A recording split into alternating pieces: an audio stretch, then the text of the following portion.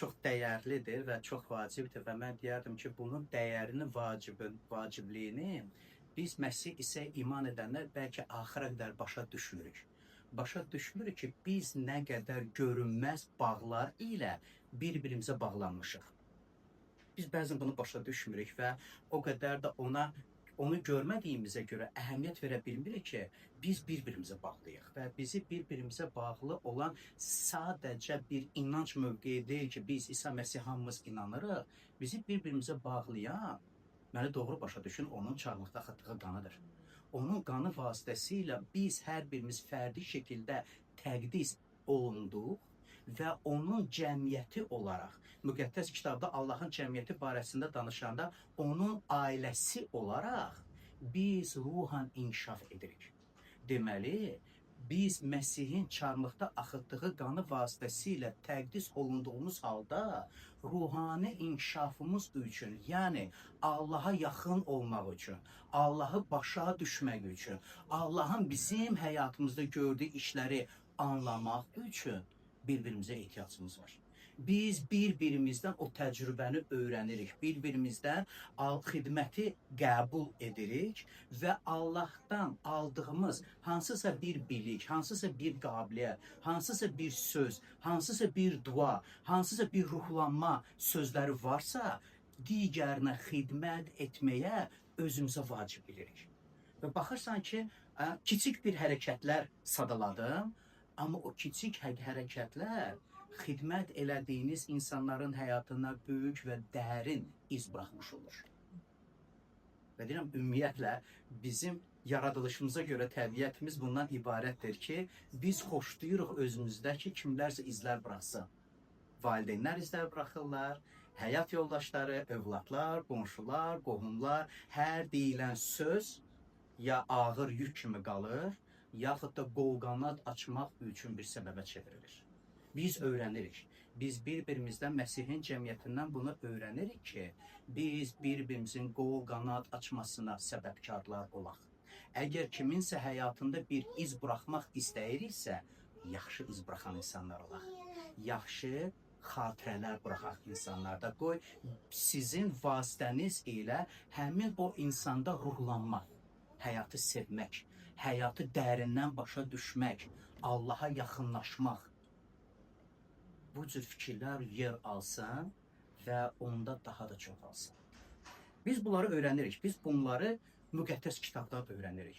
Əgər müqəddəs kitabdan biz bu fikirləri götürməsək, haradan ala bilərik? Biz necə bilərik ki, Allah bizdən nə istəyir, əgər onun həyat verici sözünə biz diqqət yetirmiriksə? Əgər onun kəlamına biz diqqətlə öyrənən bir şagird kimi müraciət etmiriksə, onda həyatın sirlərini necə başa düşəcəyik? Necə anlayacağıq? Allah isə müqəddəs kitab vasitəsilə özünü bizi aşkar etdi. Biz müqəddəs kitabın səhifələrində Allahın kim olduğunu başa düşürük. Allah haqqında o qədər fikirlər var ki, Allah haqqında inanılmaz fikirlər var və bu keçən həftə belə internetdə axtarış eləyirdim, 12 minə yaxın inanc var. 12 minə yaxın inanc var. Ancaq Hindistana daxil olsa 330 milyon ilahi adlanan şəxslər var. İnanılmazdır. Bu qədər çoxluq niyə lazımdır olaraq? Biz müqəddəs kitab vasitəsilə Allahın kimliyini öyrənirik. Allah kimdir? Allahın bizə olan xoş niyyətini aşkar edirik və biz görürük ki, sən demə Allah bizə qarşı deyil. Allah tələblər ilə insanın həyatına gəlmir. Yezekil Peyğəmbərin kitabından biz oxuduq ibadətimizin əvvəlindən. Allah öz xalqına deyir ki, sən bacarmadığını sənin üçün mən edəcəm. Ürəyini dəyişdirəcəm, ruhumla səndə yaşayacam ki, sən mənim sözümdə qalasan. Allah istəyir ki, biz onun sözü vasitəsilə onu dərk edən insanlar olaq. Onu başa düşən insanlar olaq və öz həyatımıza yeni baxışlar ilə Allahın sözündən qidalanaraq yeni baxışlar da yenidən dəyərləndirək. Əgər nəsə uyğun gəlmirsə, onu əvəz edək. Düzələn bir şey yoxdur ifadəsi yoxdur. Mümkündür. hər şey düzəltmək mümkündür. Amma mövzuya keçməmişdən əvvəl mən istəyərdim bir neçə dəqiqə götürüm və sizə minnətdar olmaq istəyərdim. Minnətdarlığımı bildirmək istəyərdim ki, sizə verdiyim təlimi siz qəbul edirsiniz. Buna görə çox sağ olun. Çox sağ olun ki, həmin o təlimə uyğun olaraq da yaşamağa çalışırsınız. Və mən sizinlə bölüşdüyüm və hər bazar günü hansısa bir fikri sizin qarşınıza getirdikdə, mən demək istəmirəm ki, mən həmin o səviyyəyə gəlib çatmışam, siz də mənim arxamca gəlin. Yox, qətiyyən elə demək istəmirəm. Səmimi oluram hər dəfə bunu dedikdə. Mən deyirəm, gəlin bərabər. Gəlin bərabər Allahın sözündə vacib olan fikirləri özümüz üçün seyr edək, araşdıraq, götürək ki, həmin o sözlər vasitəsilə biz tox insan olaq. Biz əyilməz insan olaq. Həyat çətinlikləri qarşısında tənhalanan deyil, amma ətrafında etibarlı qardaşlar və bacıları görən insan olaq. Və biz bu necə mümkündür? Özün etibarlı, özün sadiq, özün vəfalı dost olmaqla. Və çox sağ olun ki, doğrudan da bizim toplantılarımızda bu xüsusilə görsənir, münasibətləriniz görsənir. Müntəzəm ibadətlərinizə gəldiyinizə görə minnətdaram sizə. Bu bir daha da dəyər qatır, sizin dəyərinizi qatır bizim ümumi toplantılarımıza və bu çox vacibdir və bu çox önəmlidir. Müjdə işində çox fəalsınız. Buna görə minnətdaram sizə ki, yəni müjdəni eşidib Məsih İsa'ya iman etməklə kifayətlənmirsiniz.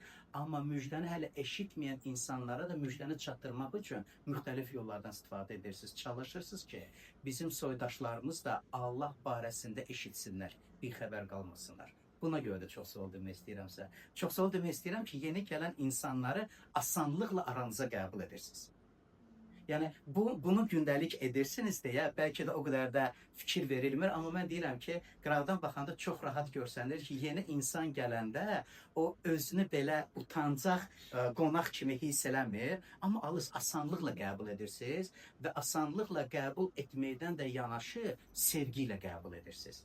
Və bu doğrudan da görsənəndir və bu çox dəyərlidir. Buna görə də sizə minnətdar olmaq istəyirəm ki, siz bu münasibət ilə yeni insanları öz aranıza qəbul edirsiniz və aranızda doğrudan da qayğı və diqqət var. Bu çox dəyərlidir. Çox sağ ol deyirəm, sizə fikir verirsiniz. Çünki doğrudan da siz münasibətlərdə bunu edirsiniz və deyirəm, sadəcə alışmışsınız bunu etməyə deyə, artıq bu bizdə doğru başa düşün. Demək istəmirəm ki, biz bunu mexaniki eləyirik, bu bir təbii gəlir. Və bunu etməyəndə sanki neysə etməmiş kimi olursa. Və bu təbii gəldiyinə görə o qədər də görsənmir. Amma qıraqdan baxanda çox dəyərli, vacib, mühüm, lazım olan bir hərəkətlər kimi görsənir və bunu etdiyinizə görə çox sağ olun ki, bunu edirsiniz və aranızda xüsusi hörmət saxlayırsınız. Məncə bu da çox dəyərlidir ki, bizim aramızda hörmət və sevgi var və bunu biz mənədə görə anlayışla bir-birinizi qəbul etməkdə. Anlayışlı olmaq. Sadəcə tələbkar olaraq hansısa bir standartlar qoymaq deyil, amma hər bir insanı olduğu vəziyyətdə olduğu kimi qəbul etmək. Buna görə bir daha çox sağ olun. Amma gəlin mövzuya keçək. Bugün sizinlə bölüşmək istədiyim mövzu Məsihdə bizə verilən imtiyazlardır. Və cümlə bu ilə bitmir, onlara layiq həyat tərzi. İki fikri paralel sizinlə bölüşmək istəyəcəm növbəti dəqiqələrdə. Məsihdə bizə verilən imtiyazlar və ona layiq olan həyat tərzimiz. Və ümumiyyətlə cümlədə istifadə etdiyim imtiyaz sözün gəldikdə, imtiyaz sözü biz başa düşdüyümüzə görə, bizim lüğətdə izah etdiyinə görə xüsusi hüquqa malik olmaq deməkdir. Və bu imtiyaz o deməkdir ki, digərindən neydəsə üstünsə, üstünlüyü var, imtiyazdır axı. Yəni digərində olmayan səndə var.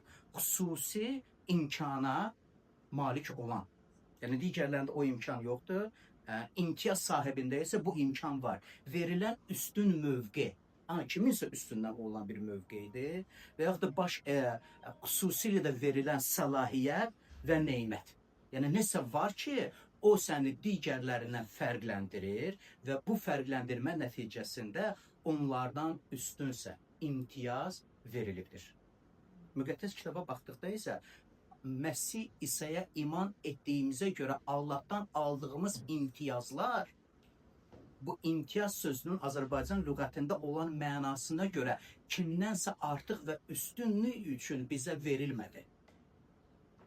Allahdan aldığımız imtiyazlar Allaha yaxın olmağımıza və digərlərinə xidmət etmək üçün bizə verilənlərdir. Ümumiyyətlə imtiyazlar barəsində danışanda çox vacibdir ki, qeyd edim ki, neydən ümumiyyətlə söhbət gedir və onları belə deyək, dörd böyük sinifə bölsək, dörd böyük hissəyə bölsək, onları belə adlandırmaq olardı. Məsih isə iman etdiyimizə görə Rəbb Allah tərəfindən qəbul edilmişik. Və bu günlər bu barədə bölüşəcəm sizinlə. Amma bununla da ki, Allah'tan aldığımız imtiyazlar kifayətlənmir.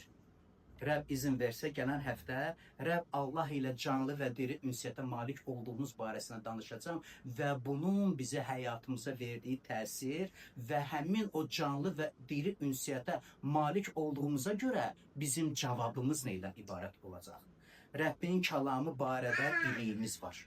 Biz müqəddəs kitabı oxuyanda, biz müqəddəs kitabda həyat sirlərini anlayırıq, başa düşürük və həyat sirlərini biz özümüz üçün götürmüş oluruq.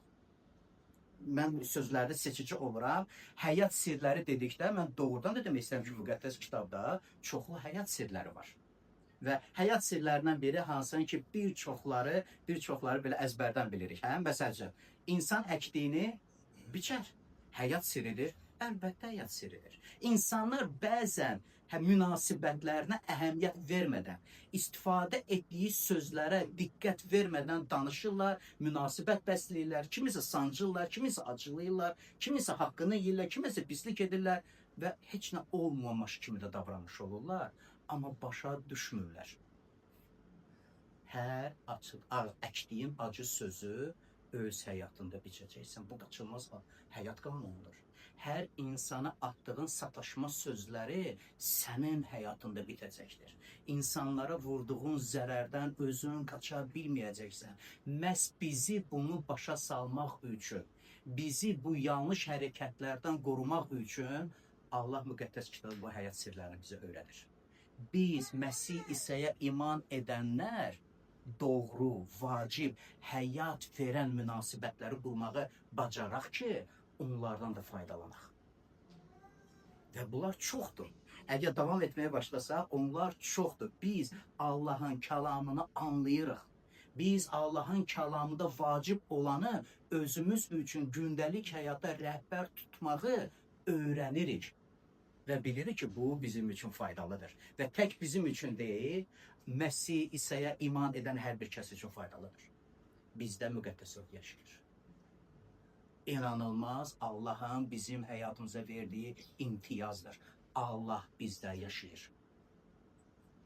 Biz ötəsindən gələ bilmədiyimiz, bacarmadığımızı etmək üçün müqəddəs ruh həyatımızın bələdçisidir. İstiqamət verəndir, yol göstərəndir. Rəbbə həmd olsun, Məsih İsa'ya da bizə verdiyi bu imtiyazlara görə və bütün bu imtiyazları hansıları ki, sizin diqqətinizə çatdırıram baxdıqda, bunlar ancaq və ancaq ruhani inkişaf üçün faydalıdır. Ancaq və ancaq ruhani inkişaf üçün, Allaha yaxınlaşmaq üçün yararlıdır. Kimdənsə üstün olmaq üçün deyil, kimdənsə özünü artıq bilmək üçün deyil. Və biz ümumiyyətlə belə sözlərdən istifadə etmirik. Çünki biz müqəddəs kitabda bu münasibəti görməmişik ki, özümüzü kimdənsə üstün tutaq. Yox, lovğalanaq, özümüzü dartaq. Biz bilik sahibiyik. Bizim Allahla canlı ünsiyyətimiz var. Bir söz deyərəm, o məni eşidər. Mənimlə ehtiyatlı davranır. Yox, biz elə danışmırıq. Hətta baxmayaraq ki, müqəddəs kitabda Allah onun adına iman edənlərə xüsusi belə ürək dirək vermək üçün sözlər deyir. Sözlərdən biri, sizə toxunan, Allah deyir, mənim göz bəbəyimə toxunmuş olur. Necə inanılmaz sözlərdir. Yəni sizə toxunan, sizə zərər vuran, mənim göz bəbəyimə toxunmuş olur. Nə qədər Allah ona etibar edib, ona sığınan, ona güvənən insanlara dəyər qatır. Görmədiyimiz halda biz ona pənah getirdik. Biz müqəddəs kitabı həyatımız üçün rəhbər tutduq və bütün həyatımızı müqəddəs kitab üzərində bizə təlim verən Allahın sözünü qəbul edib onunla da yaşayırıq. İstəyirəm sizin diqqətinizə bir ayəni gətirim. Efeslər məktubu 4-cü fəsil 13-cü ayədə. Bunun nəticəsində hamımız imanda və Allahın oğlunu tanımaqda birliyə, kamil insan səviyyəsinə, Məsihin tam yetkinliyi həddinə çatacağıq. Maraqlıdır, hə? Bunun nəticəsinə, yəni Allahın bizə verdiyi imtiyazlar və bu imtiyazlardan dolayı gələn Allahın bizə verdiyi vədlər, xeyir-dualar, nemətlər, xidmət imkanları bir məqsəd daşıyır. Bu məqsəd isə burada belə yazılıb. Hamımız, bir nəfərə aid deyil, yox. Hamımız birlikdə Allahın oğlu tanımaqda birliyə, sonra hamımız birlikdə kamil insan səviyyəsinə, Məsihin tam yetkinliyi həddinə çataq. Allahın bizə verdiyi imtiyazlar məhz buna xidmət edir ki, onun ailəsinə aid olan insanlar, onun cəmiyyətinə aid olan insanlar bizlər buna sahib olaq.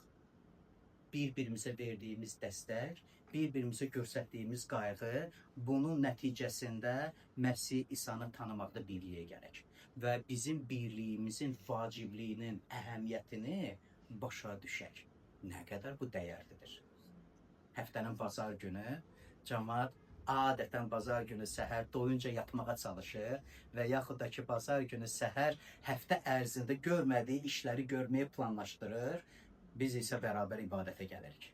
Sonra ibadəti bitərəndən sonra isə həmin o bazar günü üçün nəzərdə tutduğumuz işləri görməyə çalışırıq.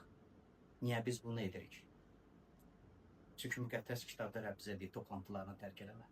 Biz bunu öyrənirik və biz buna dəyər qatmağımızı bununla göstəririk ki, biz həmin bu vaxtı, cəmiyyətin bərabər toplaşması vaxtını digər işlərimizdən fərqləndirmək istəyirik. Ona dəyər qatırıq, buna öz həyatımızda yer veririk ki, çünki biz inanırıq. Biz inanırıq ki, buna bizə öyüd nəsihət kimi verən Allah bunu məqsədli edir. Allahın lütfünü həmin o imtiyazlarla aşkar edilməsində bəzi insanlar səhv başa düşməyi ilə onlar ifrat vəziyyətinə getirib çıxarmış olurlar və ifrat vəziyyəti dedikdə, yəni uyğun gəlməyən, tamamilə başqa bir istiqamətə götürən bir düşüncələr insanlarda yaradır və mən istəyərdim onların bir neçəsini sizin diqqətinizə çatdırım ki, yəni nə ola bilər, əgər həmin o imtiyazları doğru başa düşmürsənsə, Allah tərəfindən qəbul edilib seçilmişsən, Allahın övladı olmusan fikrini unutduqda, yəni ki, bunu Allah sənə hansısa yaxşı əməlinə görə deyil, hansısa yaxşı işlərinə görə deyil, Məsih İsa'nın sahəsində lütf edərək bəxş etdiyini unutduqda, insan belə qanunpərəstliyə çevrilir. O başlayır hər şeyi yerinə yetirməyə və bununla da Allahı razı salmağa çalışır. Mən deyirəm ki, bəlkə bunu dəyərləndirək, bəlkə bu doğrudan da elə deyil. Özünü o gözlə görsənən işlərə həsr etmək. Yəni görsünlər ki, mən ibadət adamıyam. Görsünlər ki, mən Allah adamıyam. Qoy hamı bilsin ki, mən Allaha ibadət edirəm. Məsələrin buna heç qətiyyən ehtiyac yoxdur. Allahın ona etdiyimiz zahiri ibadətə heç bir ehtiyac yoxdur. Allahın istədiyi bilirsiniz nədir? Ürəyimizin dərinliyində. Ürəyimizin dərinliyində heç kimi buraxmadığımız, orada harda biz hisslərimizlə, düşüncələrimizlə tənha qalırıq. Olur sizdə elə? Düşüncələrinlə, hisslərinlə tənha qalırsan və o yerə heç kimi buraxmaq istəmirsən. Allah deyir, məni o yerə burax. Həmin o şəxsi yerə burax. Həmin o şəxsi yerdə harda düşüncələrində sən necə varsansa da eləsən, heç bir bəzək, örtük özünə vermirsənsə, o yerdə mən olum həyatımda. Həmin sənin ürəyinin dərinliyində sənə dayaq dayanım ki, sən öz daxilində, öz ruhunda güclü şəxsə çevriləsən. Mən deyirəm, biz belə Allaha ibadət eləməyi öyrənirik, nəinki özümüzü başqalarına göstərməklə. Onlar bizim gördüyümüz işləri qiymətləndirsinlər və biz necə olur? Biz də başqalarının görünən işlərini qiymətləndirməyə başlayırıq. O belə dua etdi, onun duası çox gözəl idi, avazı necə yaxşı gəlir onun. Yəni, yox, mən demirəm ki, gözəl dualar etmək lazımdır. Yox, qətiyyən o fikirdə deyiləm. Əksinə mən deyirəm ki, Allaha şeirlər qoşun, Allaha gözəl nəğmələr bəsləyin. Yəni bunlar hamısı gözəldir, vacibdir. Dualarda seçici, gözəl sözlərdən istifadə edin. Bunlar vacibdir. Amma bunlar əsas deyil. Onu demək istəyirəm. Bunlar əsas deyil. Qoy Allaha bəslədiyimiz o gözəl sözlər, nəğmələr, qoy bizim daxilimizdə, o bayaq qeyd elədim, o gizli, heç kimi buraxmaq istəmədiyimiz yerdən səslənməyə başlasın. Rəbb mənim Allahımdır. Rəbb mənim Allahımdır. Qorxmuram həyat çətinliklərindən. İmtiyazı itirmək qorxusu bir çoxlarını daha da çox özünü xidmətə həsr etməyə səbəb olur. Mən daha da çox iş görərəm ki, Allahın lütfünü, o lütflə mənə verilən imtiyazları itirməyəm. Müqəddəs kitab isə bizi öyrədir ki, Allah verdiyini geri alan deyil. Maraqlı yanaşmadır, yox. Allah verdiyini geri almaq üçün vermir. Müvəqqəti, müəyyən bir müddət üçün bizə onu vermir. Sən mənim oğlumsan, görün baxım özünü necə aparırsan. Allah oğul adlandırdığı oğulları belə ər olmağa öyrədir. Allahın ərləri, o sözü bilirik də, hə? Allahda olan kişinin olmağını öyrədir. Eyni cürdə qızlarını, sevimli, dəyərli qızları olmağa öyrədir. Sadəcə müəyyən bir müvəqqəti bir zaman üçün Allah bu adları vermir. Allah öz sevdiklərini özündə saxlamaq niyyətindədir. Biz necəyik? Əgər Allahın bizə bu münasibətin müqəddəs kitabda görürük ki, Allah bu qədər açıq, səmimi münasibəti insanlara bəsləyir. Müqəddəs kitab bunu bizi göstərir. Bizim cavabımız nədir? Və ümumiyyətlə indiyə qədər heç ağlımıza gələ bilərdi ki, Allah belə səmimi, açıq münasibət göstərsin. Allah isə göstərir. Müqəddəs kitabda biz görürük ki, Allah bu münasibəti bizə göstərir. Sevgi dolu münasibətini bizə göstərir ki, onun sevgisindən irəli bizim həyatımızda o yaxşı və müvəqqəti deyil, ömrümüzün axırına qədər aparan dəyişikliklər həyatımızda yer alsın.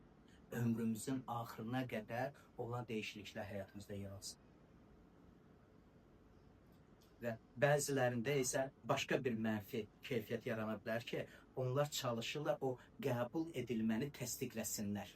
Və bilirsiniz, o təsdiqi göstərməkdən ötürü onlar belə deyək, Lora dilində çıxacaq, dəridən, qabıqdan çıxmağa hazırdılar. Yəni ki, daha da çox işlər görsünlər və daha da çox işlər gördükdə Allahın onların həyatına verdiyi digər şeyləri və yaxud da digər şəxsləri qiymətləndirməyə unudurlar. Bir çoxları ailə münasibətlərinə az əhəmiyyət verərək tanımadığı insanlara daha da böyük həvəslə xidmət eləməyə göstərirlər. Mən sizə deyirəm ki, əsl Allaha xidmət bizim evimizin içindən başlayır. Ailənin ocağındadır, orada da xidmət. Əgər orada biz Allahın məhəbbətini, öz sevdiklərimizi və bizi sevənləri göstərməyə bacarmırıqsa, məgər onu öyrənək, nəinki tanımadıqlarımızın qapısını döyüb, Allah səni sevir ifadəsi ilə evlərində qonaq olaq. Nə qədər vacibdir bunlar və nə qədər əhəmiyyətlidir bunlar ki, biz bu fikirlər üzərində möhkəm dayanmağa bacaraq. Yəni, ailəmdə xidmət edən insan olub. Öz valideynimə, öz həyat yoldaşıma, öz övladlarıma, mən onlara Allahın məhəbbətini yaşatmağı bacarım. Belə insanlar oluruq. Fikir verirsiniz, biz neydən danışırıq? Və ona görə mən sizə minnətdar oluram ki, siz bu fikirlərlə razılaşıb və qəbul edirsiniz və bu cür olmağa çalışırsınız. Mən də sizin kimi bu barədə bölüşdüyümə görə 2 qat o məsuliyyəti üzərimə götürürəm ki, elə insan olmağa çalışım. Çünki gör ki, bu faydalıdır. Allah bizə bunları öyrədir ki, bunların nəticəsində biz həyatdan kam alıb xoş günlər görməyə bacarıq. Digər ifrat vəziyyətləri isə onlar Allahın bizə bəxş etdiyi lütfdən sui istifadə, belə silsiləsi kimi adlandırmaq olar, əgər beləncə adlandıra bilərəmsə.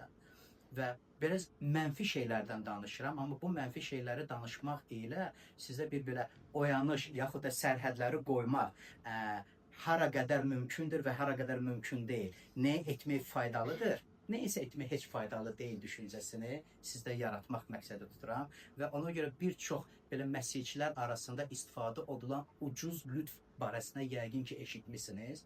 Ucuz lütf dedikdə Allahın bizə verdiyi imtiyazlardan sui istifadə etməkdir. O sui istifadə etmək bilirsiniz neydə özünü göstərir?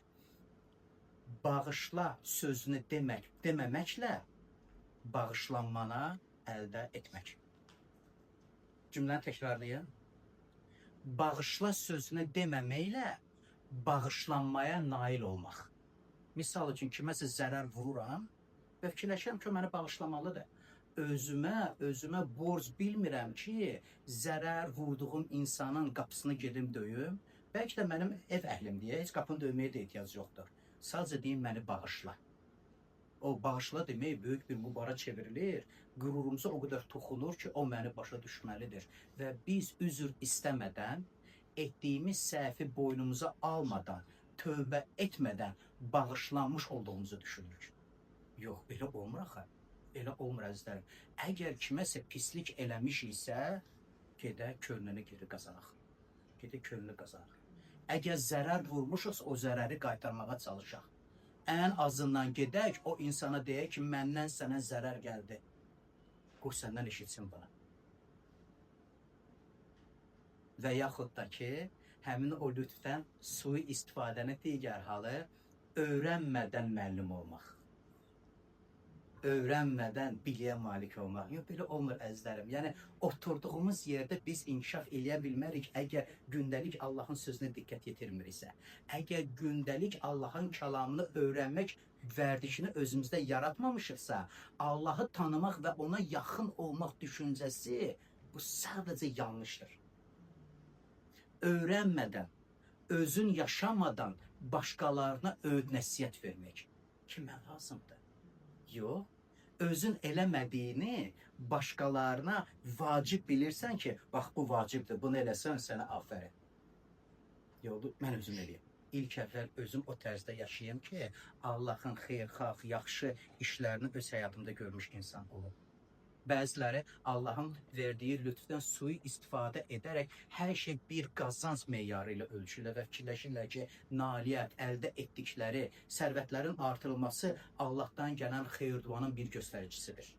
Yox, bu yenə də Allahın bizə verdiyi lütfü ucuz tutmaqdır. Bunların meyarı o deyil. Bunların meyarı o deyil. Yer üzündə nəyə nail olub, nəyə qazanıb, nəyə əldə ediriksə, hər şey yerdə də qalır. Bir insan yoxdur ki, burada qazandığını özü ilə bərabər aparsın. O biri dünyaya deyirik də, hə? Heç kim hələ aparmıyor. Heç kim bunu əldə edə bilmir və heç kim də əldə edə bilməyəcək. Ona görə müqəddəs kitab bizə öyrədir ki, əlində olan sərvətlə, neymətlə, əlində neyin varsa başqalarına xidmət eləmək özünə vacib bil. Öyrən bunu etməyə. Bu sənin üçün faydalıdır və deyir, əgər bunu edirsənsə, sən sərvətini yerdə deyil, Allahın padşahlığında yığmış olursan. Əldə etdiklərin ilə başqalarına xidmət etməklə xəzinəni göydə yığmış insan olursan. Və yaxud da ki, insan əldə etdiyi hansısa bir bilik, hansısa bir qabiliyyət, bəzilərində hansısa bir ruhani neymət və yaxud da ki, hansı bir xidmət ilə özünü digərindən üstün tutmaq. Yoxdur elə şeylər. Yoxdur belə şeylər. İsa'nın ən gözəl nümunələrdən biri, ümumiyyətlə İsa'nın şagirdlərinə verdiyi nümunələr hansılar ki, müqəddəs kitabda yazılıb, çox gözəldir. Bir hadisəni xatırlamaq istəyirəm sizə. İsa şagirdləri ilə bərabər oturur və sonra İsa durur, bir ləyəni su tökür və gəlir şagirdlərinin yanına. Xatırlayırsınız o hadisəni? İnanılmaz nümunədir. İnanılmaz nümunədir. O şagirdlərin ayaqlarını yumaq istəyir. Əlbəttə ki, o şagirdlərin arasında biz də olsaydıq, biz də şagirdlər kimi deyərdik ki, yox ya Rəbb, sən nə edirsən? Biz bunu etməliyik. Biz sənin ayaqlarını yumalıyıq. Biz layiq deyilik ki, sən bunu bizim üçün edəsən. Çünki bununla böyük bir şərəf vermiş olursan bizə. Yox, biz buna layiq deyilik. İsa çox maraqlı, vacib olan söz deyir. Əgər mən Rəbb və müəllim olduğum halda sizin ayaqlarınızı yudumsa, siz nə etməlisiniz? Eyni şeydir. Siz də bir-birinizə bunu etməyə və deyir, borclusunuz. Çünki bunu mən sizə etdim. Yarı borcunu sənə necə qaytara bilərik? Eyni münasibəti ətrafınızda olan insanları göstərməklə. eyni münasibəti göstərmək, qayğı və diqqət göstərmək, sevgi ilə yanında durmaq, dayaq olmaq, dəstək olmaq, onun inkişafı üçün Allahdan aldığımız ənam ilə, qabiliyyət ilə ona xidmət etməkdir. İstəyərdim, bir ilahiyyatçı var, onun sözlərini çatdırım. Sinclair'dir onun adı. Çox maraqlı bir ifadəsi var. Orada QR kod da qoymuşam onun kitabından. Çox maraqlı kitabdır. Məsih ilə Birlik adlı bir kitabdır. İngilis dilindədir. Əgər kiməsə faydalısa QR kodu götürə bilər baxmaq üçün. Amma orada nə sözlər yazılıb, İlham, onu oxuya bilərsən bizə? Məsihdə olduğumuz üçün yeni vətəndaşlıq, yeni kimlik, yeni həyat alırıq. Məsihdə aldıqlarımız yeni həyat tərzi tələb edir. Maraqlıdır. Məsihdə aldıqlarımız, o deyir ki, o yeni həyat tələb edir. Yəni ancaq biz Allahdan aldığımız imtiyazlar, lütf, xeyir, dua, bütün bu aldıqların səndə yeni həyat tərzinə səbəb olmalıdır. Allah bunlarla bizi təmin edir ki, sadəcə təmin olunmuş insanlar kimi yaşamayaq, amma yaxşı işlər üçün, yeni həyat üçün təmin olmuş insanlar olaq. Bütün müqəddəs kitabda Allahın bizə verdikləri nemətlər məhz bunun üçün bizə işləyir və sizinlə bölüşdüyüm Məsihdən aldığımız imtiyazlar məhz bu mənanı daşıyır ki, biz də Allahdan aldığımız nemətlərə görə, Allahdan aldığımız bu imtiyazlara görə yeni həyatın yaşamağı bacaraq, öhdəsindən gələk. Onun neydən ibarət olduğunu və necə yaşamalı olduğumuzu müqəddəs kitab vasitəsilə özümüz üçün kəşf edən insanlar olaq. Və sizinlə bölüşmüşdüm ki, mən bu günləri sizinlə məhz Allah tərəfindən qəbul edilməyimiz barəsində bölüşmək istəyirəm. Həmin bu 4 dənə hissəyə böldüyümün bir hissəsinə baxdıqda Allah tərəfindən qəbul edilməyimiz zülmət hakimiyyətindən azad olmağımız və həmin o ayəyə müraciət edəcəyik. Günahların bağışlanmasına nail olmaq və Allah bizi zülmət hakimiyyətindən azad etdiyinə görə biz azadıq. Allah bizi günahdan bir dəfəlik və həmişəlik bağışlayır. Allah bizi övladlığa götürdü və biz müqəddəs kitaba görə Allahın oğulları və qızları olduq. Allah bizə əbədi həyatı miras olaraq verdi. Allah tərəfindən qəbul edilməyin içində olan fikirlərə baxın və eyni zamanda da Allaha məxsus xalq olduğumuza görə onun xidmətçiləri olduq. Allahın nümayəndələri olduq ki, onun gördüyü işlər barəsində digər insanlara agah edən, bildirən və öyrədən insanlar olaq. Beləliklə, Rəbdə olduğum üçün məhbus olan mən sizə yalvarıram ki, aldığınız çağırışa layiq şəkildə həyat sürəsiniz. Əla ifadələrdə, hə? Çox gözəldir Efeslər məktubu 4-cü fəsil 1-ci ayədə. Mən ümumiyyətlə sizə tövsiyə eləyərdim ki, bu həftə Efeslər məktubunu oxuyun. Çünki əgər diqqət yetirsə, mən neçə həftədə Efeslər məktubunu danışıram sizinlə. Efeslər məktubunu oxuyanda isə onu 2 hissəyə özünüz üçün verin. 1-ci və 3-cü fəsillərə baxanda Rəbb Allahın sizin həyatınızın gördüyü işlər barəsindədir. Yəni o bizə verdiyi nemətlər, ənamlar, bizə verdiyi imtiyazlar barəsində öyrənəcəyik.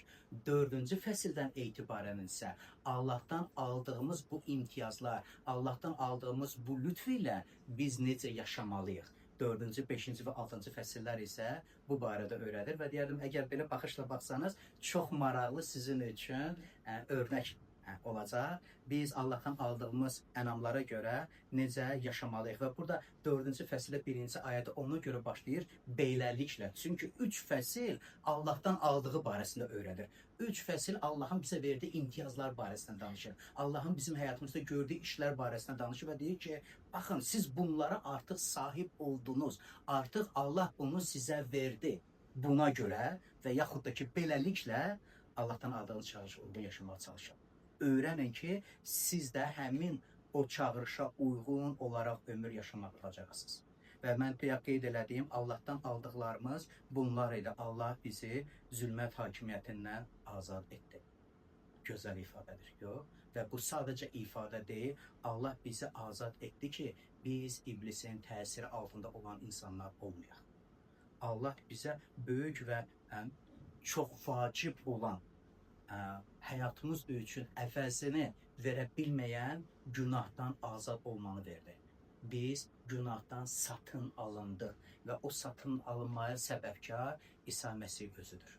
o özünü qurban verdi ki, biz etdiyimiz günahların qurbanına çevrilməyək. Etdiyimiz səhv işlərinin qurbanına çevrilməyək, azadlıq.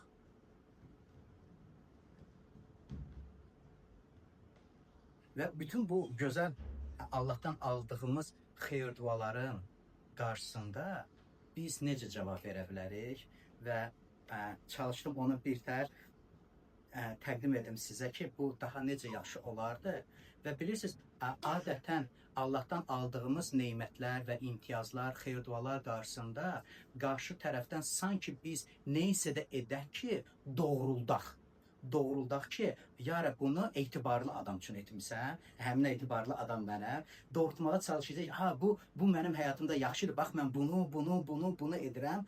Bunlardan, bu yanlış fikirlərdən özümüzü qorumaqdan ötürü mən dedim ki, bizim həyatımıza vacib olan birinci şey minnətdarlıqdır. Minnətdarlıqdır. Neysə etməmişdən öncə, hansısa Rəbb naminə işi görməmişdən öncə məncə dəyər qatmaq çox vacib olan bir fikirdir. Ona görə müqəddəs kitab səhifələrində biz dəfələrlə bu sözlə rastlaşırıq. Minnətdar ol. Və bilirsiniz, bu minnətdarlıq bizim ürəyimizi həlim saxlayır. Biz başa düşürük ki, bunu Allah bizim həyatımıza lütf olaraq etdi. Çünki heç bir təqdimat, heç bir ibadət Allahın rəğbətini qazanmağa səbəb ola bilmir. Bir şey səbəb olur. İtaət. Allahın sözünə itayət etmək. Allahın sözünü qəbul etmək və o sözə görə yaşamaq. Buna müqəddəs kitab iman deyir. Və həmin o imanla Allaha yaxınlaşdığımıza görə biz bilirik ki, Allah tərəfindən günahlarımızın bağışlanması, Allah tərəfindən qəbul edilməyimiz, onun oğulları və qızları olmağımız, əbədi həyatı miras olaraq almağımız Allahdan bizə verilən hədiyyədir. Hansı qabiliyyətimiz var ki, biz öyünə bilərik ki, yara bu qabiliyyət uşaqlıqdan məndə var və mən də bu qabiliyyət ilə sənə xidmət edirəm. Allah bütün bunları özü bizdə olmasında kömək edir ki, biz Allahın padşahlığında, onun cəmiyyətində, onun ailəsində digərinə fayda verən, digərinin ruhani inkişafına zəhmət çəkən insanlar olaq. Mən deyirəm, Allahın həyatında gördüyü işlərə dəyər qatmaq ilə çox sağ ol deməyə qoy dilini öyrəşsən. Sadəcə sözlə, çox sağ ol yəni. Çox sağ ol yəni. Mən deyirəm, insanlar o sözü deməyə alışmayıblar, unudurlar o keyfiyyəti. Dəfələrlə buna demişəm, mən deyirəm, olur elə, qonşuya salam deyirsən, yaxud da tükana, salam xanım, çox sağ olun, sanki borc verirsən, cavab vermək istəmir. İnsanlar bilmirlər bunu. İnsanlar bunu öyrənməyiblər. Biz isə öyrənirik axı, yox, biz öyrənirik. Mən deyirəm, imtiyaz bundadır. Onlar bilmirlər ki, bu faydalıdır. Biz isə öyrənirik ki, bu faydalıdır. Ona görə biz insanlara xoş münasibət göstəririk ki, biz onlardan ayrılandan sonra onlarda xoş iz baxaq. Kimsə gülümsədi, kimsə necəsən soruşdu. Baxırsan, sadə sözlərdir, yox, amma insana necə təsir edən sözlərdir. Yəni, biz kasıb deyilik, yaxşı söz deməyə, yox. Biz yoxsul deyilik, üzümüzdə təbəssüm olmasın. Xoş üz ilə insanı qarşılamaq. Mehriban baxışla baxmaq. Süzmək yox. Fərqini bilirik də, hə? Süzməyi də bacarırıq. Belə aşağıdan başa qədər hər şey deyə bilərik ki, nə giyindi, hansı dükandan aldı, hə? Hər şey deyə bilərik. Yox. Mehriban baxışın da nə olduğunu başa düşürük. Bir-birimizə mehriban baxışlarla baxmağı öyrənək. Minnətdar olmaq bu həyatımızda çox vacibdir və 1-ci Saloniklər məktubunda 5-ci fəsil 18-ci ayda çox maraqlı söz deyir. Hər vəziyyətə görə şükür edən insan olur. Maraqlıdır, yox? Hər vəziyyətdə nəyə görə şükür edirik? Çünki bilirik ki, bunlar bizim həyatımızda Allahın xeyir duası ilə gələndir. Həyatımız onun əlindədir. O bizə qayğı göstərəndir. O bizim qayğımıza qalandır. Ona görə də hər şey görə şükür edib, minnətdarlıqla qəbul etməyi öyrənirik. İkinci biz nə edə bilərik? Rəbbi sevməyi öyrənik. Mən deyirəm ki, biz bilirik ki, Rəbb bizi sevir və bu xoşdur. Xoşdur bilmək ki, Rəbb Allah bizi sevir. Biz Allahın məhəbbətinə biz necə cavab verə bilərik ki, deyək ki, ya Rəbb, mən də səni sevirəm. Allahın bizə olan məhəbbəti ancaq sözlərdə kifayət edilmədi. Yahyanın müjdəsində 3-cü fəsildə 16-cı ayədə yazılıb ki, Allah məhəbbətini sübut etdi. Yazılıb belə, hə? Necə sübut etdi? Bizim günahlarımıza görə Məsih İsa'nı qurban verməklə. O sübut etdi ki, onun bizə olan münasibəti xoşdur, yaxşıdır. O bizim yaxşılığımızı istəyir, o bizi sevir və sevgisini o göstərdi. Biz Allaha öz sevgimizi necə göstərə bilərik? İsa Məsih çox maraqlı sözlər deyir. Əgər məni sevirsinizsə, Yahyanın müjdəsi 14-cü fəsli xatırlayırsınız, əgər məni sevirsinizsə, əmrlərimə əməl edin. Maraqlı yanaşmadır, hə? Yarın mən səni sevirəm, öpücüklər göndərək, xoş münasibətimizi deyək. Yəni Allah səni sevirəm, məktublar yazar, əladır bunlar. Amma isə deyir ki, əgər məni sevdiyini sübut etmək istəyirsənsə, sənə verdiyim təlimdə yaşa. Sənə öyrətdiklərimi öz həyatın üçün rəhbər tut. Münasibətlərdə onu yaşat. Qoy sənin ətrafında, sənin devrəyəndə olan insanlar, onlar sənin vasitən ilə mənim onlara olan məhəbbətimi görsünlər. Növbəti nəyi biz edə bilərik? Hansılar ki, biz Allahın sözünə görə yaşamağı çalışırıq. Bağışlanmağa çətin olur, amma bağışlanmağın vacibliyini başa düşürük. Biz başa düşürük ki, həqiqəti demək bəzən zərərli olur, amma hətta zərərli olsa da doğrunu danışmalıyıq, yalan danışmayacağıq. Biz bilirik ki, ehtiyacı içində olan qardaşı, bacını və kimisə gördükdə və bizim ona etməyə yaxşılığımız, yaxşılıq etməyə imkanımız varsa, onu hökmən etməliyik. Əgər kəlamı oxumağa belə həvəsimiz azalırsa, biz bilir ki, bu həvəslə olunan bir şey deyil. Allahın kəlamını oxuduqda mənə Allah danışır və mən istəyirəm ki, Allah mənimlə danışsın və onun danışığı vasitəsilə həyatıma onun mənə olan xoş münasibəti, onun məhəbbəti gəlir. Niyə özümüzü bununla məhrum edək? Oxumamaqla. Oxuyaq ki, ürəyimiz Allahın sevgisi ilə dolsun. Günaha həyatınızda yer verməyin. Əzizlərim, günaha həyatınızda yer verməyin. Yenilənməyə can atın. Ürəyinizdə qoy günah yer almasın. Ürəyinizdə heç kim görmədiyi və yaxud da heç kim görə bilmədiyi günahları etməyə yer verməyin. Qoymayın belə şeyləsin, düşüncənizdə olsun. Heç kim məni onsuz da görmür. Yox, elə yaşamayın. Bunlar sizin həyatınıza fayda verməyəcək. Bu hərəkətlər Allahın sevgisindən sizi uzaqlaşdırmağa səbəb olacaq. Əgər hansısa bir doğru olmayan hərəkət və yaxud da hansısa bir günaha etmişsinizsə, tövbə edin. Ya Rəbb, məni bağışla, bu səhv idi və bir daha bunu təkrar etməyəcəm. Mən də münasibətlərdə də bu sözləri demək olar. Xüsusilə nikahda olan adamlar elə, bu sənə qarşı etdiyim səhv idi, məni buna görə bağışla və mən bir daha bunu etməyəcəm. Allahla da münasibətdə və insanlarla da eyni münasibətdə olaraq eyni şey edə bilərik. Çalış yerli kimliyinə görə yaşa. Allah bizə yeni kimlik verdi. Həmin o yeni kimliyə görə biz zəifləri əzən insanlar deyilik. Hərçənd bir çoxları belə edirlər, biz özümüzdən zəif bildiyimiz adamın yanında durub ona güc vermək istəyirik. Heç kimə haqsızlıq etmirik.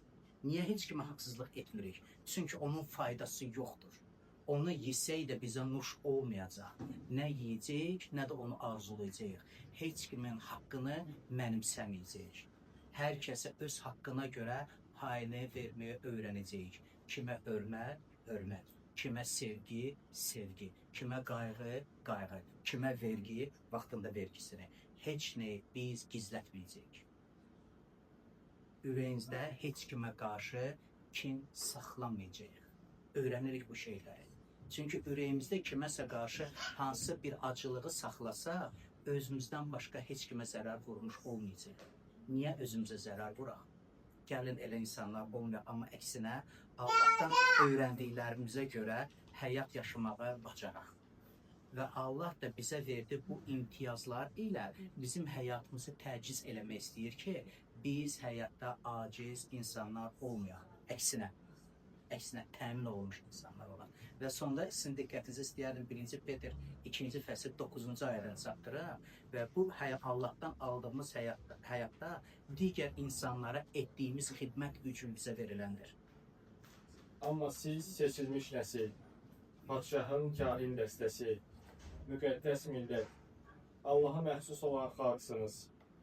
Sizi qaranlıqdan öz heyrətamiz nuruna çağıran Allahın çox gözəl işlərini elan etmək üçün seçilmisiniz. Mən istəyərdim bu ayə ilə də bugünkü ibadətimizi bitirək. Çünki burada çox maraqlı bir fikirlərdir. Siz seçilmiş nəsilsiniz deyir. Padşahın kahin dəstəsisiz. Və bu bütün onun adına iman edən insanlara ünvanlayır. Allahın müqəddəs milləti, Allaha məxsus olan xalqsınız. Sizi qaranlıqdan öz heyrətamiz nuruna çağıran Allahın çox gözəl işlərini elan etmək üçün seçilmisiniz. Maraqlı sözdür. Allah bizi seçdi ki, biz Allahın gözəl, heyrətamiz işlərini elan edən insanlar olaq ki, bizim soydaşlarımız, tanışlarımız, qohumlarımız, dostlarımız, qonşularımız Allah haqqında biliyə malik olsunlar. Görüşmək istədik bu qədər idi.